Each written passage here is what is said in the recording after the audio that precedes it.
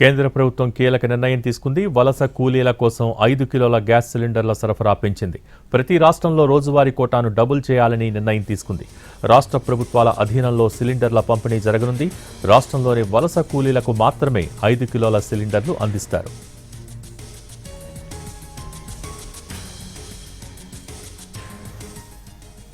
కేంద్ర ప్రభుత్వం కీలక నిర్ణయం తీసుకుంది. వలస కూలీల కోసం 5 కిలోల గ్యాస్ సిలిండర్ల సరఫరాను పెంచింది. ప్రతి రాష్ట్రంలో రోజువారీ కోటాను డబుల్ చేయాలని నిర్ణయం తీసుకుంది. దీనికి సంబంధించి మరింత సమాచారం ఢిల్లీ నుంచి మా ప్రతినిధి రాజు టెలిఫోన్ లైన్ ద్వారా అందిస్తారు.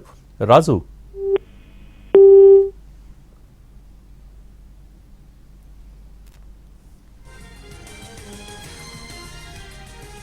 కేంద్ర ప్రభుత్వం కీలక నిర్ణయం తీసుకుంది. వలస కూలీల కోసం 5 కిలోల గ్యాస్ సిలిండర్ల సరఫరా పెంచింది.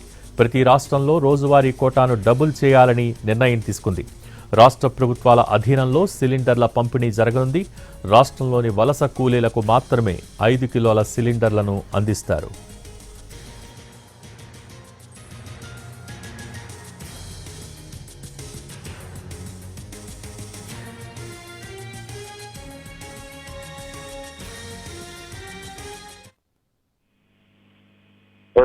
భోగి కేంద్ర ప్రభుత్వం మరో కీలక నిర్ణయం తీసుకుంది. ఇప్పటి వరకు నెలకొన్నటువంటి పరిస్థితులు పశ్చిమాసియాలో యుద్ధ వాతావరణం కొనసాగుతూనే ఉంది.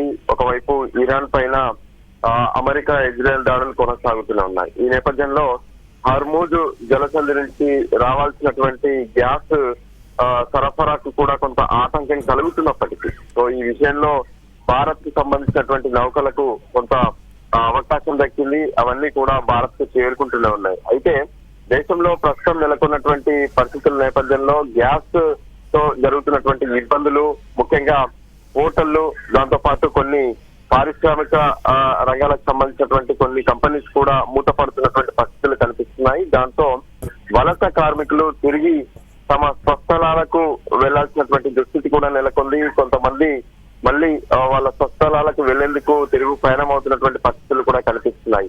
అయితే వలస కార్మికులకు స్థానికంగా పూర్తి స్థాయిలో గ్యాస్ కనెక్షన్స్ లేకపోవడంతో వాళ్ళు ఇంట్లో సైతం ఏదైతే వంటలు వండుకోవడానికి ఇబ్బందులు పడుతున్నారు. ఈ నేపథ్యంలోనే కేంద్రం ప్రత్యేకంగా వలస కార్మికుల కోసం 5 కిలోల సిలిండర్లను పంపిణీ చేయాలనేటువంటి ఆదేశాలను ఇప్పటికే అంటే గత నెలలోనే రాష్ట్రాలకు లేఖ ద్వారా తెలియజేసింది. సో ఇప్పుడు మళ్ళీ ఈ విషయంలో ఎవరైతే 5 కిలోలకు లబ్ధిదారులు ఉన్నారో వాళ్లకు ప్రత్యేకంగా ఒక రిజిస్ట్రేషన్ ప్రాసెస్ అనేది కూడా ఏర్పాటు చేస్తున్నట్లు గతంలో తెలిపారు. దానికి అనుగుణంగా ఇప్పుడు తాజాగా వాటిని తెలుస్తున్నట్లు కూడా స్పష్టం చేస్తూ దీనికి సంబంధించి పూర్తి నిర్ణయాన్ని అంటే గతంలో ఉన్నటువంటి 20% పరిమితికి మించి సరఫరా చేయబోతున్నాము. సో రాష్ట్ర ప్రభుత్వాల ఆధీనంలో ఈ సిలిండర్ల పంపిణీ ఉండబోతుంది. దీనికి సంబంధించి కూడా ఫుడ్ అండ్ సివిల్ సప్లైస్ శాఖలు ఏవైతే ఉన్నాయో అవి సమన్వయం చేసుకొని వలస కార్మికులకు ఇబ్బందులు తలెత్తకుండా ఆ సిలిండర్లను వాళ్ళకు మాత్రమే పంపిణీ అయ్యేలా కూడా చర్యలు తీసుకోవాలంటూ తాజాగా మళ్ళీ ఒక లేఖ రాష్ట్ర ప్రభుత్వాలకు కేంద్రం పంపించింది. Thank you Raju.